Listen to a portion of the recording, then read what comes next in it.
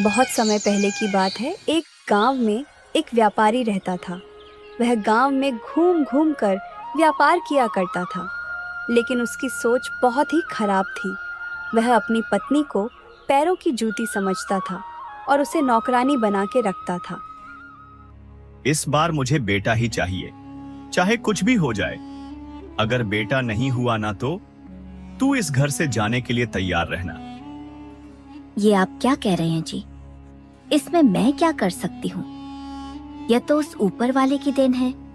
बेटा होगा या बेटी ये किसको पता होता है। ऊपर वाले की मर्जी के बिना कुछ नहीं होता।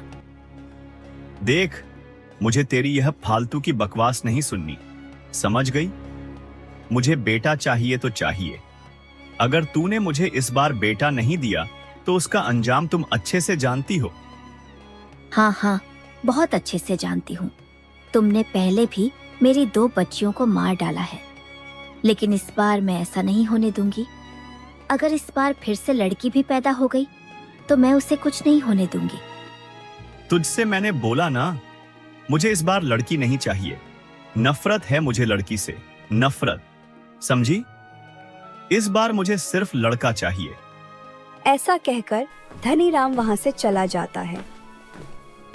कुछ समय बीतता है और जानकी को एक बार फिर बच्चा होने वाला होता है, लेकिन जानकी बहुत घबराई हुई खुद से कहती है, हे भगवान, अगर इस बार फिर मुझे बेटी पैदा हुई तो वो राक्षस तो उसे भी मार देगा।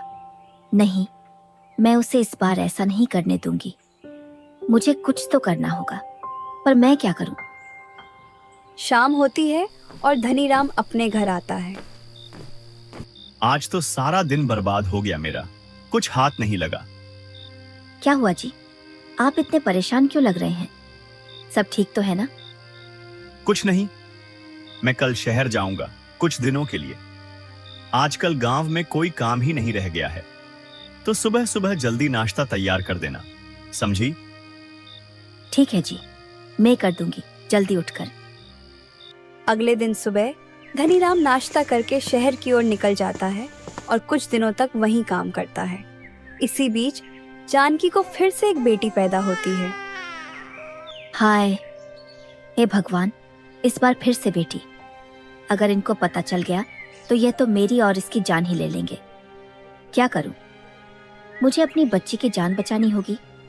बहुत दिन हो गए इन्हें शहर गए हुए, कभी भी आ सकते हैं। बहुत सोच विचार करने के बाद जानकी उस बच्ची को एक जंगल में ले जाती है, जहां उसे एक गुफा दिखाई देती है। हाँ, ये जगह बिल्कुल सही है। मैं अपनी बच्ची को इस गुफा में छुपा देती हूँ। यहाँ जल्दी कोई जंगली जानवर भी नहीं आएंगे। जानकी उसे उस गुफा में छोड़ आती है और हर दिन उसे दूध पिलाने जंगल जाती और रात को उसे गुफा में छुपाकर सुला देती है। ऐसे ही कुछ दिनों बाद धनीराम घर आ जाता है। अजी, आ गए आप। कैसा रहा व्यापार? हाँ, आ गया। जाकर पानी ले आ, बड्ढे जोरों की प्यास लगी है। जी अभी लाई, आप बैठ जाइए।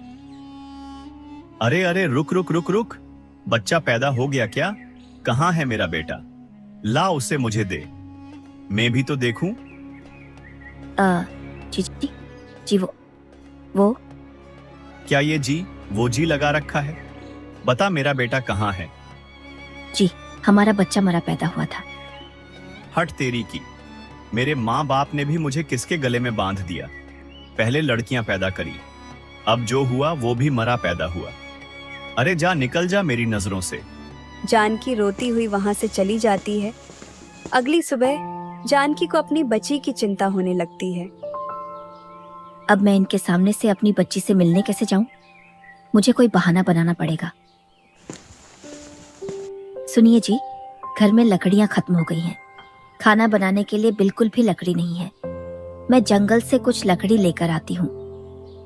ठीक है, जल्दी जाकर आ, मुझे बड़ी जोरों की भूख लग रही है। ठीक है जी। जानकी लकड़ियों का बहाना करके उस गुफा में चली जाती है और अपनी बच्ची को बहुत प्यार करती है और दूध पिलाती है। बेटी, मुझे माफ कर दे। मुझे तुझे खुद से दूर रखना पड़ रहा है, पर मैं क्या करूं? ये मेरी मजबूरी है। अगर मैं तुझे घर ले गई तो तेरा बाप तेरी जान ले लेगा।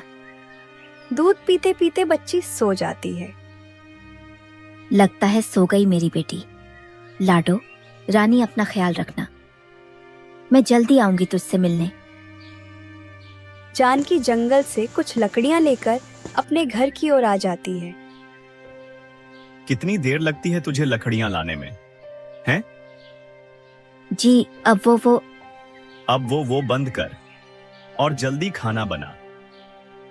जानकी खाना बनाती है और अपने पति को खिलाकर दोनों सो जाते हैं।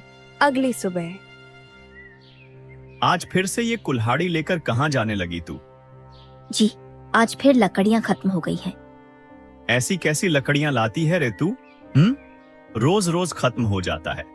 मुझे भी बड़ी जोरों की भूख लग रही है। तू कब जाएगी और कब आएगी? हैं? जल्दी आ जाऊंगी जी। नहीं, तू कहीं नहीं जाएगी। घर के पीछे कुछ लकड़ियां रखी हैं, उसे ले आ और खाना पका। जंगल बाद में जाना। अब क्या करूं? अगर मैं लेट गई तो मेरी बच्ची भूख से रोना शुरू कर देगी, और अगर उसका रोना किसी जानवर ने सुन लिया तो क्या होगा? अरे तुझे सुनाई नहीं दिया क्या? अभी मुझे बहुत जोर से भूख लगी है। जाकर खाना बना। जी, अभी खाना बनाती हूँ। इधर बच्ची को भूख लग जाती है और वो जोर जोर से रोने लगती है। तभी वहां से दो बकरियां गुजर रही होती हैं। रुको रुको लाली बहन। अरे अरे, क्या हुआ गौरी बहन? जरा ध्यान से सुनो, किसी के रोने की आवाज आ रही है। तुम सही कह रही हो गौरी बहन, ये किसी मनुष्य के बच्चे की आवाज लग रही है, लेकिन यह आवाज तो उस गुफा से आ रही है।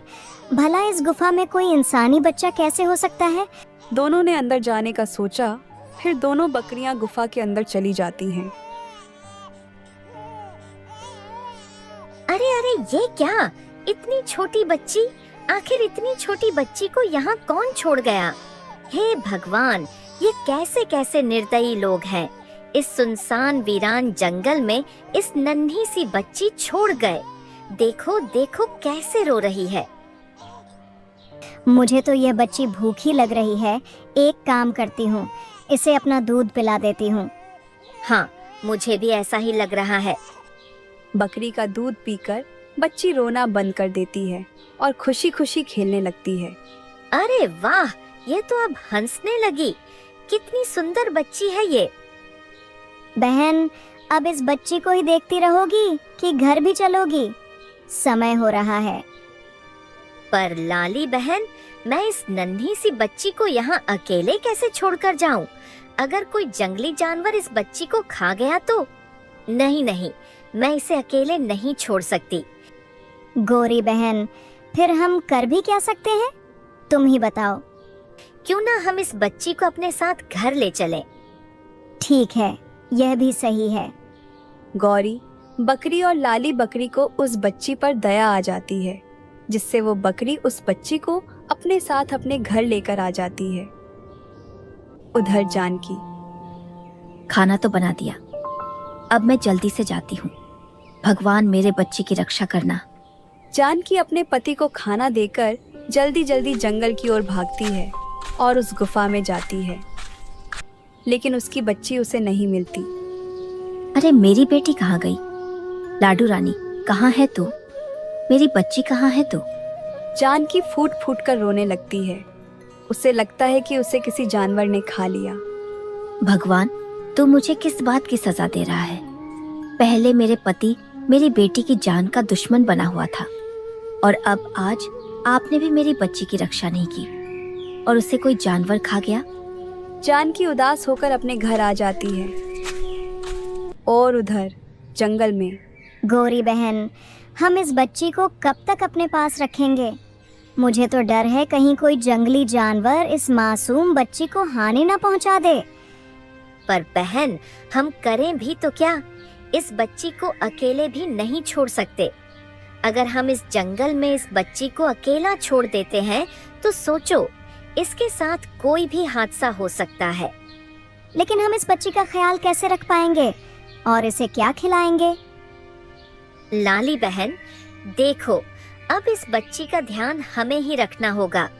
अभी तो यह बच्ची छोटी है, इसे हम अपना दूध पिला देंगे और बाद में जब बड़ी हो जाएगी तो फल फूल इस जंगल में बहुत सारे हैं, इसे लाकर खिला देंगे।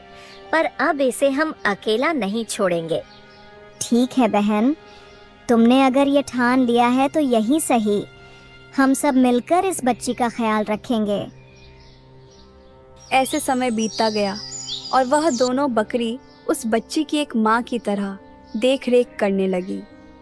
दोनों बकरी उस बच्ची से बहुत प्यार करने लगती है और बारी बारी से उसका ख्याल भी रखने लगती है। बकरी जब जंगल घास चरने जाती तो उस छोटी सी बच्ची को भी अपने साथ ले जाती। कुछ समय बाद बच्ची बड़ी हो जाती है। वाह, हमारी प्यारी बेटी तो अब बड़ी हो रही है। जी माँ। बेटी, अब तुम्हारा हमारे साथ जंगल जाना सही नहीं है।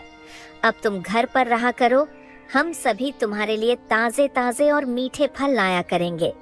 ठीक है माँ, अब से मैं घर पर ही रहूंगी। बेटी, अब हम चलते हैं घास चरने। तू अंदर की कुंडी लगा लेना और बेटी, अगर कोई दरवाजा खटखटाए तो बिल्कुल भी मत खोलना, समझी? ठीक है, मैं अंदर से अच्छे से कुंडी लगा लूंगी। ठीक है बेटी, फिर हम सभी चलते हैं।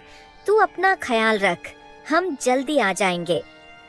हाँ माँ, बिल्कुल, आप फिक्र मत करिए और निश्चिंत होकर जाइए और आप सभी भी अपना ख्याल रखिएगा। सारी बकरियां वहां से चली जाती है। बच्ची अपनी माताओं को देखती रहती है। तभी एक चूहा चलता हुआ बच्ची के पास आता है। बच्ची उस खेलते चूहे को गौर से देखने लगती है और खूब हंसती है। अरे वाह, कितना सुंदर चूहा है। तभी उसी रास्ते से एक भेदिया घूमता हुआ शिकार की तलाश कर रहा होता है।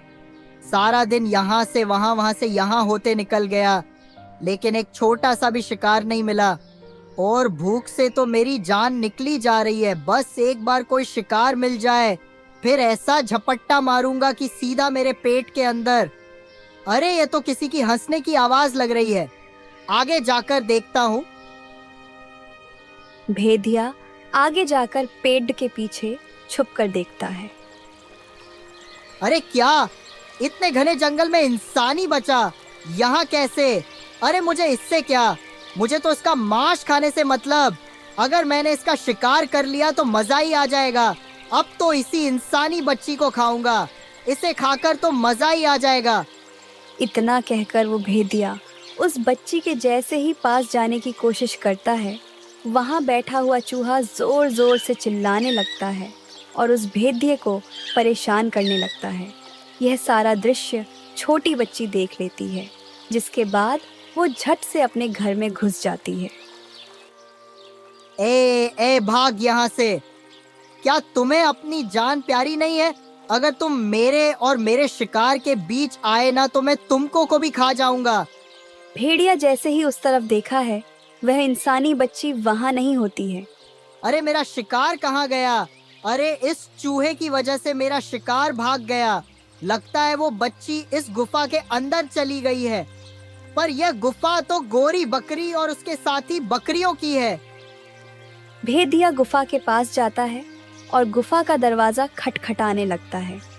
अरे बेटी दरवाजा खोलो, अरे बेटी आओ, मैं तुम्हें इस जंगल की सैर कराऊंगा, मीठे मीठे फल खिलाऊंगा और तुम्हें अपनी पीठ की सवारी कराऊंगा।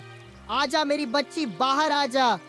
बेटी, तुम इस भेदिये की बातों में मत आना, ये बड़ा ही दुष्ट है, तुम्हें मारकर खाना चाहता है। दुष्ट? तेरी इतनी हिम्मत, तू मुझसे पंगा ले रहा? पहले खुद को देख तो ले ठीक से, फिर बात करना मुझसे। अब तुझे मुझसे कोई नहीं बचा सकता, रुक, अब तेरी खैर नहीं। भेदिया उस चूहे के पीछे भागता है। चूहा भी उस भेदिये से अपनी जान बचाकर आगे आगे भागने लगता है, लेकिन चूहा ज्यादा देर तक उससे बच के नहीं भाग पाता है। तभी वो भेदिया उसे पकड़ दिएच कर खा लेता है। बड़ा शातिर बन रहा था, मजा आ गया इसको खाकर। चलो कुछ आराम तो मिला मेरे इस खाली पेट को।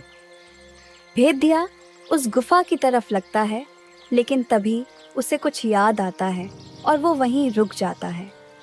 मेरा उस गुफा पर जाना ठीक नहीं है। गौरी और उसकी सारी साथी बकरियां जंगल से लौटती होगी। अगर उन्होंने मुझे देख लिया तो वे सभी मुझे जान से मार देंगी। एक काम करता हूँ, कल सुबह आऊंगा जब फिर से यह सारी बकरियां जंगल को चली जाएंगी। शाम होती है, तभी सभी बकरियां अपने घर को आती है। गौरी बहन, वो देखो तो भेदिए के पैरों के निशान हैं, जिसे हमने मार कर भगाया था। हाँ बहन, ये दुष्ट सुधरने वाला नहीं है। कहीं मेरी बच्ची? अरे अरे रो मत बहन, हमारी बेटी कुछ नहीं हुआ होगा।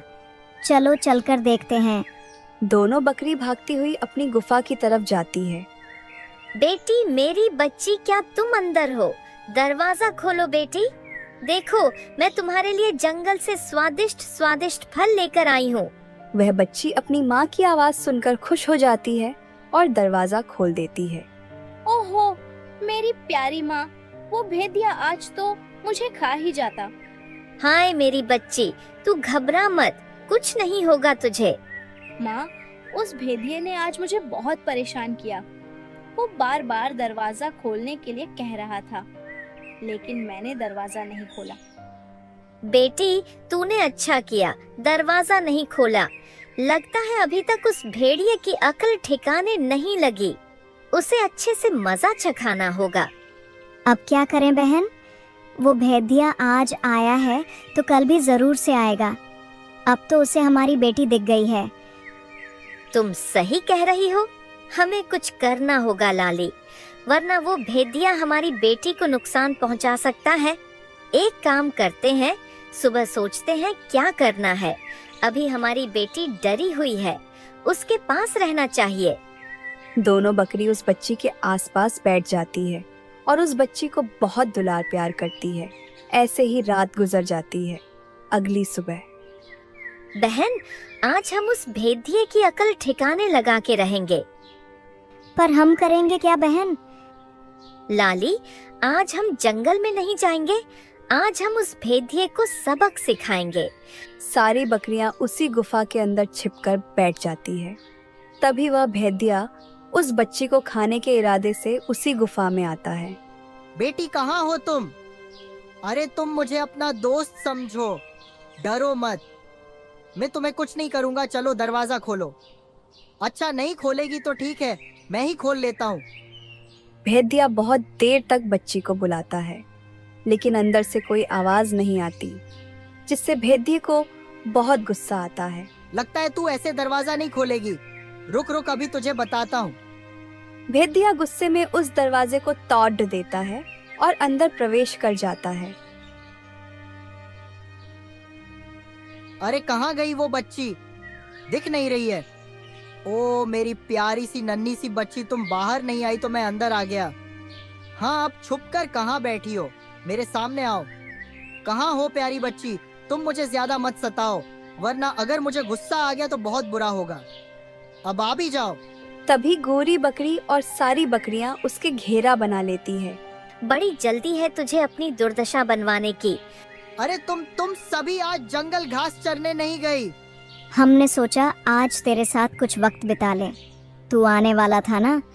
कल भी तूने मेरी बच्ची को परेशान किया, आज तो तेरी मैं चटनी ही बना दूंगी।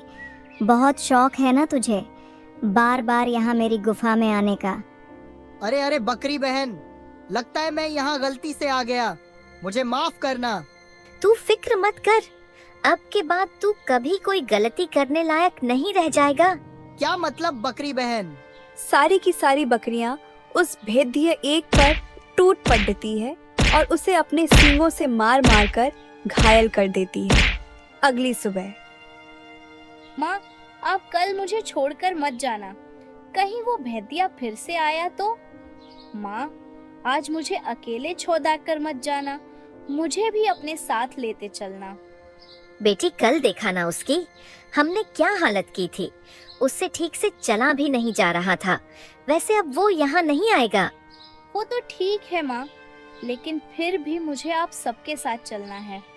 ठीक है, चलो।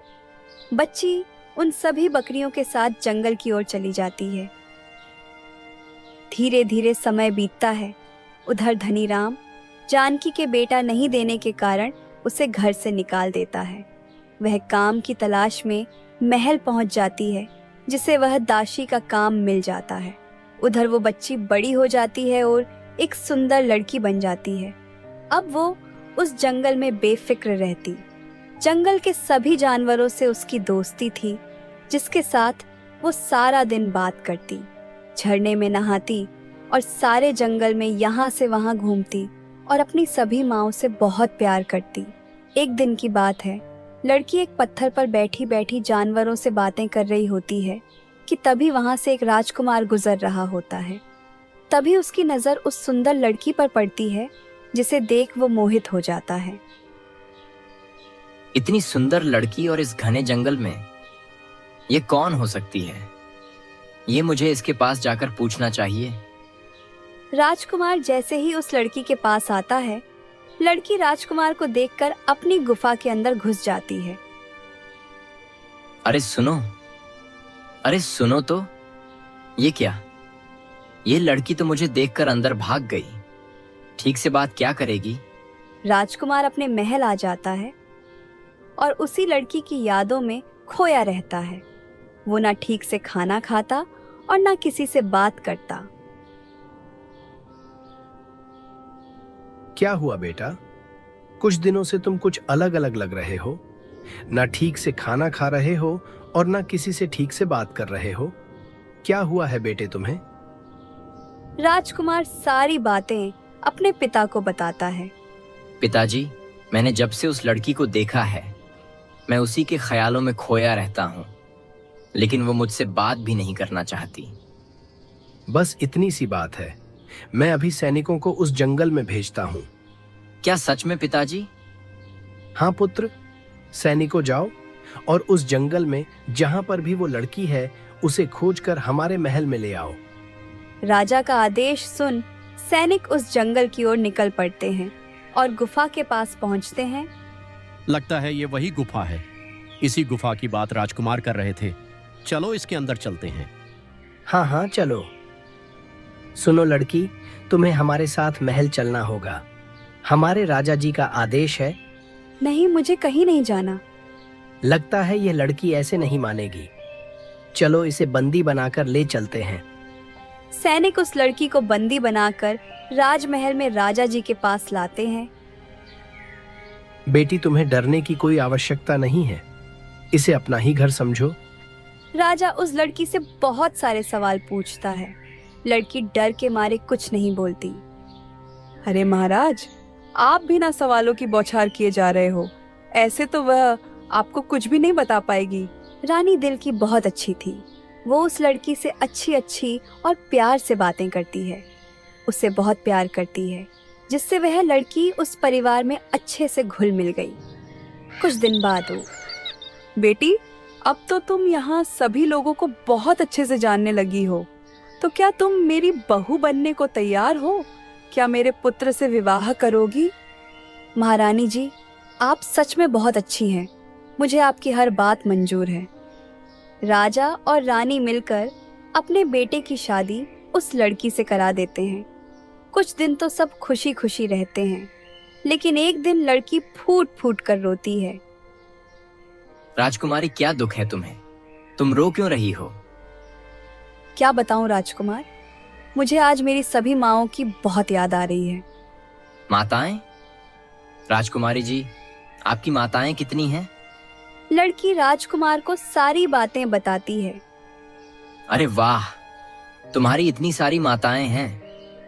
बड़ा अच्छा लगा जानकर। तुम फिक्र मत करो, मैं हूं ना। मैं तुम्हें आज ही तुम्हारी सभी माताओं से मिलवाने ले चलूंगा। राजकुमार राजकुमारी दिनों जंगल की ओर चल पड़ते हैं, जहां बहुत सारी बकरियां घास चर रही होती है। माँ देखो, मैं आ गई माँ। बेटी बेटी, तू कहाँ चली गई थी मेरी बच्ची? मैंने तुझे कितना याद किया बेटी। गौरी बकरी फूट फूट कर रोने लगती है, जिसे रोता देख लड़की अपने गले से लगा लेती है। ओहो मेरी प्यारी माँ, मुझे माफ कर दीजिए। मैं बिना बताए आपसे दूर चली गई। बेटी, यह तेरे साथ में कौन है? ओह, मैं तो भूल ही गई। माँ, यह राजकुमार है और इन्होंने मुझसे विवाह किया है। राजकुमार, यह सभी मेरी माताएं हैं। बचपन से ही इन्होंने मुझे पाला है। बेटी, आज मैं चिंता मुक्त हो गई हूँ। बहुत अच्छा किया तूने विवाह करके। अब मुझे तेरी चिंता नहीं रहेगी बेटी। अपने पति के साथ हमेशा खुश रहना और अपने सास ससुर की खूब सेवा करना। मेरा आशीर्वाद हमेशा मेरी बच्ची के साथ है। ऐसा कह लड़की वहां से राजकुमार के साथ वापस महल लौट आती है और इसकी खबर जब उसकी माँ जानकी को पड़ती है कि जो राजकुमारी है ये जंगल से आई है, तो उसे अपनी बेटी की याद आती है। फिर एक दिन वह उसे पूछ ही लेती है। राजकुमारी जी, मुझे आपसे कुछ पूछना है, अगर आप आदेश करें तो। हाँ हाँ, पूछिए, क्या पूछना है? तुम्हारे माता पिता कौन हैं और तुम्हें किसने जन्म दिया है? तुम्हारी माताएं ये बकरियां तो नहीं हो सकती। तुम्हारे असली माता पिता कौन हैं? हाँ, मेरी गोरी माँ ने मुझे एक बार बताया था कि उन्हें मैं जंगल में किसी गुफा में मिली थी, पर ये नहीं बताया कि मैं वहाँ कहाँ से आई और मेरे माँ पिताजी कौन हैं। इतना सुनते ही जानकी की आंखों में आंसू आ जाते हैं। उसे समझ आ जाता है कि ये मेरी ही बेटी है जिसे उसने गुफा में छोड़ा था। वह सारी बात अपनी बेटी को बताती है, जिसे सुन राजकुमारी को सब समझ में आ जाता है। फिर क्या था, उसने अपनी माँ को दासी से हटा दिया और राजमाता बना दिया और अपने पिता की निर्दयता के बारे में राजा से शिकायत कर दी। राजा ने अपने सैनिकों को धनीराम को बंदी बनाने भेज दिया। सैनिक धनीराम के घर पहुंचते हैं। क्या तुम्हारा नाम ही धनीराम है? हमें तुमको बंदी बनाने का आदेश मिला है। राजा ने बंदी बनाकर महल में लाने को बोला है, तो चलो हमारे साथ। धनीराम घबरा जाता है। सैनिक उसे बंदी बनाकर राजा के सामने लाते हैं। अच्छा, तो तुम हो वो निर्दय जिसे अपने ही बच्चों को मारते दया नहीं आई। अरे लालत है तेरी सोच पर थू।